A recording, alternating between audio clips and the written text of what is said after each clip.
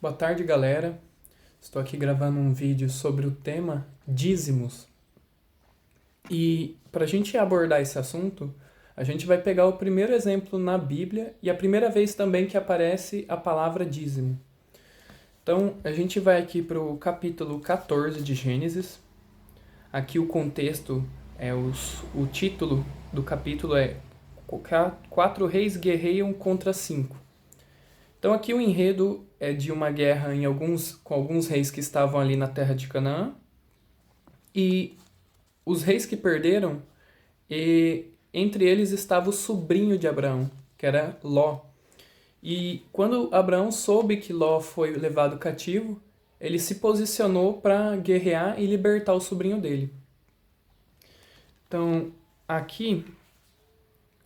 vou começar a ler aqui do versículo 14, capítulo 14. Ouvindo, pois, Abraão que o seu irmão estava preso, armou os seus criados, nascidos em sua casa, 318, e os perseguiu até Dan. E dividiu-se contra eles de noite, e ele seus criados, e os feriu, perseguindo-os até Robá, que fica à esquerda de Damasco. E tornou a trazer todos os seus bens, e também a Ló, seu irmão, com os seus bens e também as mulheres, com todo o povo. O rei de Sodoma saiu-lhe ao encontro, depois que voltou de ferir Quedorlaomer e os reis que estavam com ele, até o vale de Savé, que é o vale do rei. Agora a gente vai entrar aqui no versículo 18, e aqui entra a figura de Melquisedeque. E Melquisedeque, rei de Salém, trouxe pão e vinho, sendo que este era sacerdote do Deus Altíssimo, e abençoou, dizendo: Bendito seja Abraão pelo Deus Altíssimo, o possuidor dos céus e da terra. E bendito seja o Deus Altíssimo, que entregou os teus inimigos nas tuas mãos. E Abraão deu-lhe o dízimo de tudo. Então, fazer uma pequena oração. Pai, eu peço a Ti que o Senhor abra a Escritura. Espírito Santo, que o Senhor possa revelar a compreensão do que está por trás da letra, Senhor Deus. Que em nome de Jesus essa palavra seja viva e possa edificar a muitos, em nome de Jesus. Amém. Então, aqui a gente estava falando um pouco do enredo, estava tendo uma guerra de 4 reis contra 5, e aí Abraão vai resgatar seu sobrinho. E levando ele 318 homens que estavam na sua casa, ele participou dessa guerra e venceu. E o que eu quero que vocês percebam é que Abraão ele estava lutando contra os reis e ele estava lutando contra 4 reis que tinham vencido 5. Então, aqui a gente tem os despojos de guerra no total de 9 reis. O final dessa guerra, os despojos que Abraão recebeu foram os despojos de 9 reis. Então você já começa a imaginar quanto foi a quantidade de gado, de ouro, de mulheres, de servos, escravos, a quantidade de pessoas que estavam na mão dele, os bens que ele adquiriu depois daquela guerra.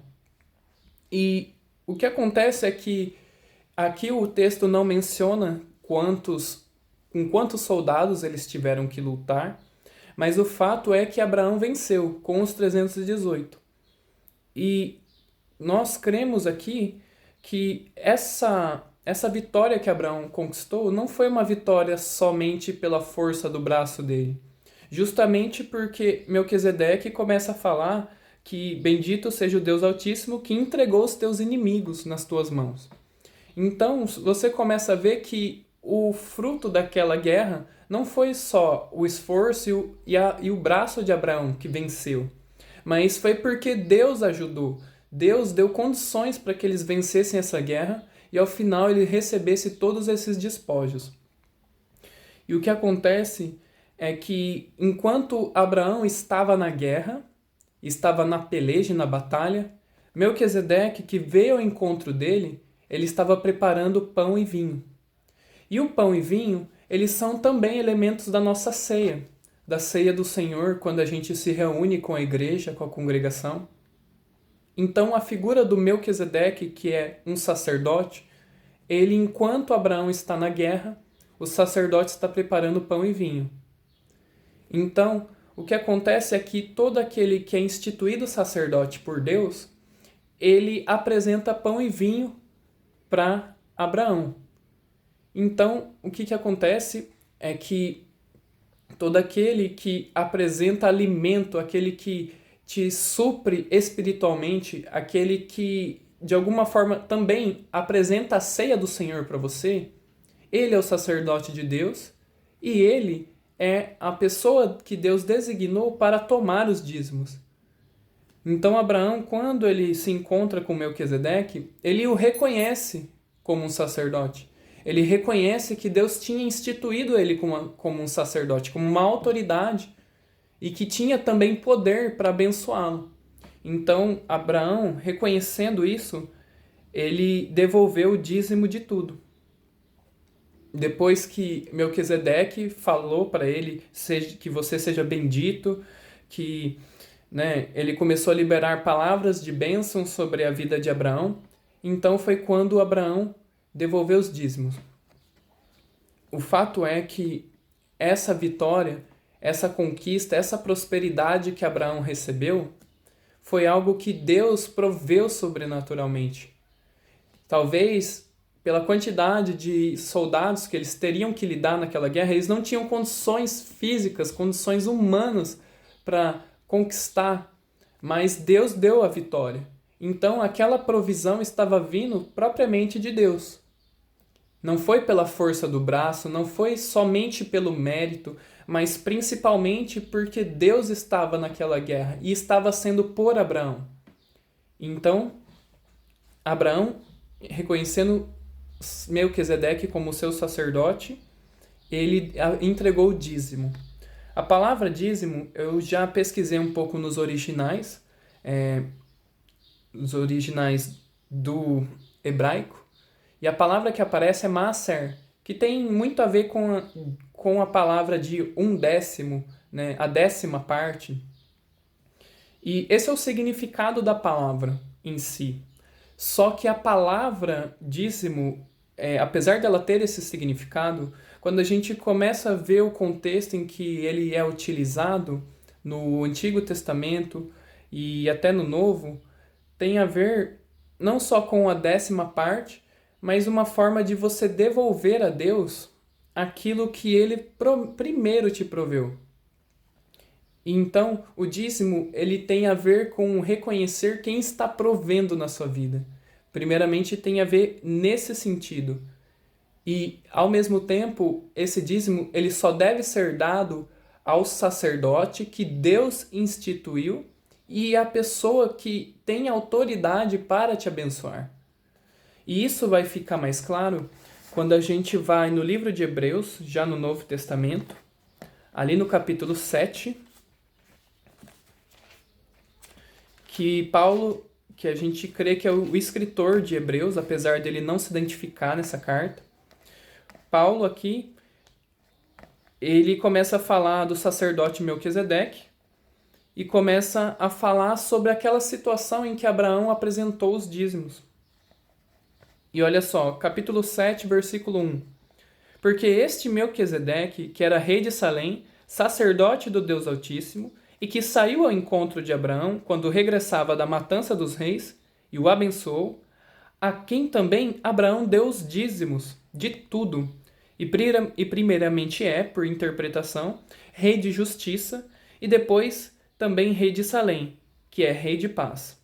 Sem pai, sem mãe, sem genealogia, não tendo princípio de dias nem fim de vida, mas sendo feito semelhantemente ao Filho de Deus, permanece sacerdote para sempre. Considerai, pois, quão grande era este, a quem também, até o patriarca Abraão, deu os dízimos dos despojos, e que dentre os filhos de Levi recebem o sacerdote que tem ordem, segundo a lei, de tomar o dízimo do povo, isto é, de seus irmãos, ainda que tenham saído dos lombos de Abraão. Então, aqui você começa a ver que Paulo fala da seguinte maneira: considerai quão grande era esse que até Abraão apresentou os dízimos. E aqui no versículo 7 ele diz da seguinte maneira: ora, Sem contradição alguma, o menor é abençoado pelo maior. E aqui certamente tomam dízimos homens que morrem. Ali, porém, aquele de quem se testifica que vive. E por assim dizer, por meio de Abraão até Levi, que recebe dízimos, pagou dízimos. Então você começa a ver que a ordem funciona assim. Abraão, que é uma figura de nós, ele apresenta os dízimos a quem é o sacerdote, instituído por Deus. E mais do que isso, todo sacerdote ele tem autoridade para abençoar. Ele tem a unção de Deus para abençoar. E o fato dele abençoar faz com que você prospere. A bênção do seu sacerdote faz com que você prospere na terra. E a sua forma de corresponder a esse sacerdócio, você dizer legitimamente você é o sacerdote, é você apresentando os dízimos. O dízimo tem a ver com você devolver a Deus aquilo que primeiramente Ele proveu, de forma sobrenatural. Quando Deus abre uma porta para você, seja uma porta de trabalho, de emprego, mas também uma porta de uma empresa, de um empreendedorismo, de um negócio, quando Ele provê primeiramente, Ele que faz essa provisão na sua vida, a sua resposta é: me sujeitando ao senhorio, eu vou até o sacerdote e devolvo o dízimo que é digno a Deus, porque primeiramente Ele proveu. Então, esse é o princípio por trás do dízimo. O dízimo tem a ver com você reconhecer o senhorio, tem a ver com você reconhecer quem é o sacerdote que Deus instituiu na sua vida e que tem autoridade para tomar o dízimo. Então, em essência, o dízimo ele tem a ver com devolver a Deus o que primeiro ele proveu. E muitas vezes ele provê de forma sobrenatural. E num outro momento nós vamos falar também sobre a vida de Jacó. E na vida de Jacó você vai perceber como foi a provisão dele também, que foi de uma forma sobrenatural. E ele fez um voto com Deus dizendo: olha, se o Senhor prover, eu vou te devolver o dízimo. Então esse é o princípio. Por trás do dízimo tem a ver com você devolver a provisão que primeiro Deus deu.